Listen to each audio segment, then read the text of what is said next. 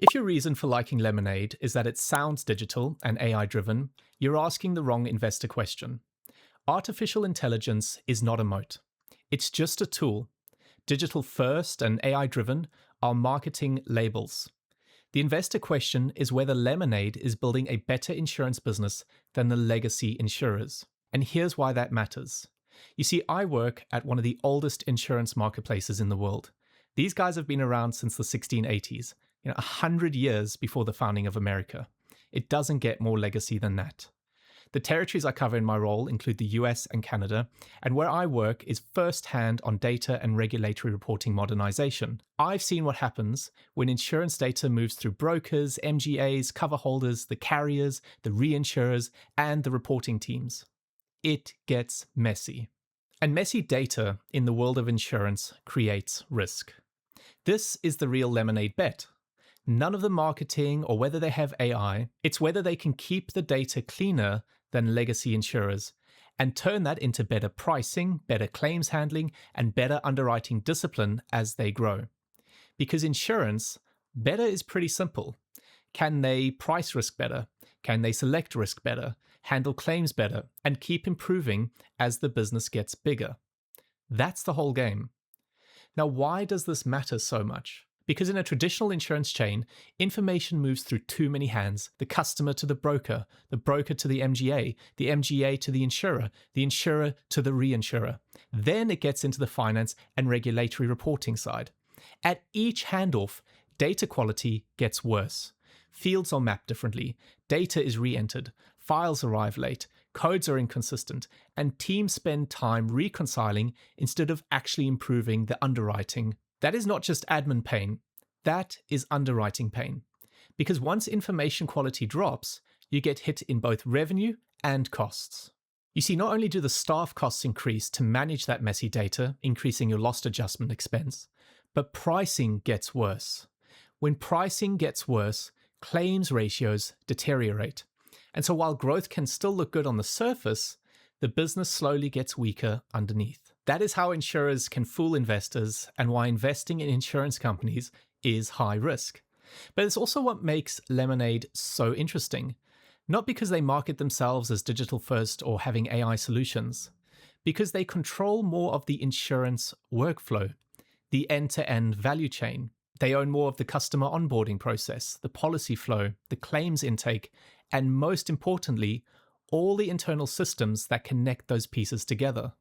In Lemonade's annual report, they describe a central data layer called Customer Cortex, plus internal systems like Blender, Cooper, and Forensic Graph built on top of it.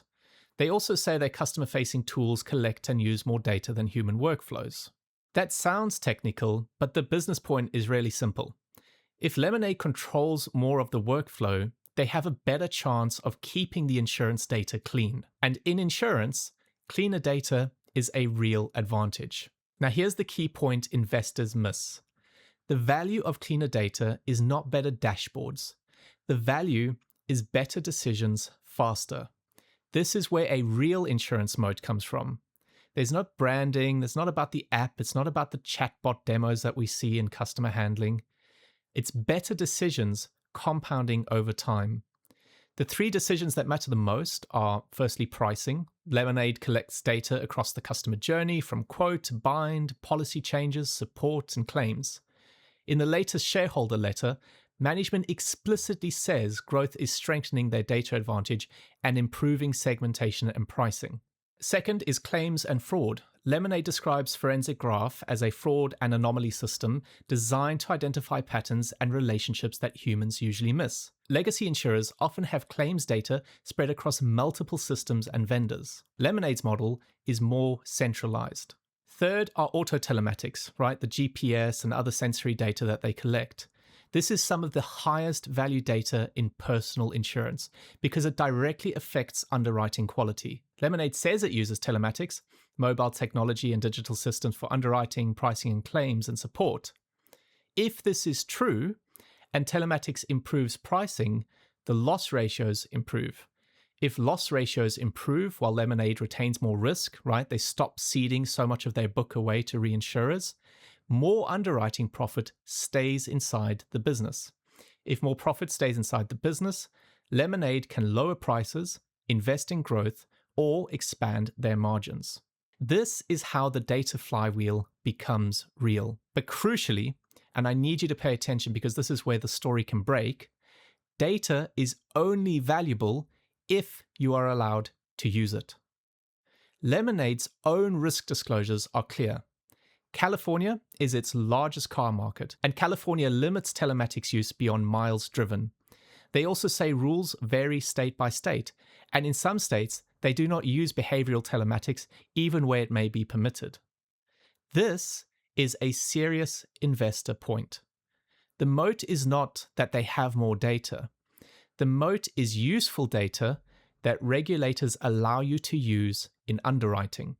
I deal day to day with the American insurance regulators at both the state and federal level, and I can confidently say that investors underestimate their influence on the operations of insurers. This isn't a mild risk to glance over. Think of it like how the regulators are imposing app restrictions on companies like Meta. Meta can have the data, but if it's illegal to use it for commercial purposes, it has no real value. It's the same for Lemonade. Now, does the evidence suggest Lemonade is actually improving? In Lemonade's latest investor materials, they report that they have in-force premium of about $1.2 billion, about 3 million customers, and a premium per customer of $414. And management have highlighted improving trends in their car, pet, and Europe business while linking growth to better segmentation and pricing. Now, that combination matters more than one headline number because it suggests the business may be doing something rare. It's getting better as it gets bigger. So structurally, Lemonade is looking good. But now there's the valuation. Quick disclaimer, this is for educational and research purposes only. None of this is financial advice. Do your own research. Let's begin. At $57 per share, Lemonade is trading at about 4.1 times EV to revenue, and this is based on management's 2025 revenue and balance sheet figures. This is a premium multiple for an insurer that's still proving its underwriting engine. And if you compare it to other public insurtech names, the gap becomes clear. Hippo screens at about 1.16 EV to revenue, and Root screens materially lower on the same basis. So the market is already paying up for Lemonade's potential data and workflow advantage. The question is no longer whether the story is interesting.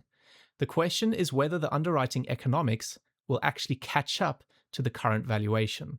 If I want to be paid for the real risks, right, the underwriting volatility, the telematics regulation and the limitations around the data they can actually use, and the execution risks as Lemonade retains more of their insurance book, I'd rather underwrite this at closer to about 3 times EV to revenue.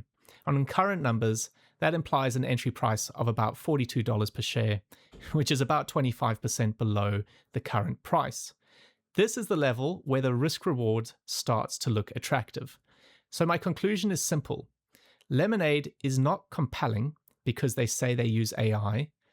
Lemonade is compelling if it is building a better insurance business, one that keeps improving because it controls more of the data and workflow, and it keeps that data cleaner and turns it into better pricing and claims outcomes.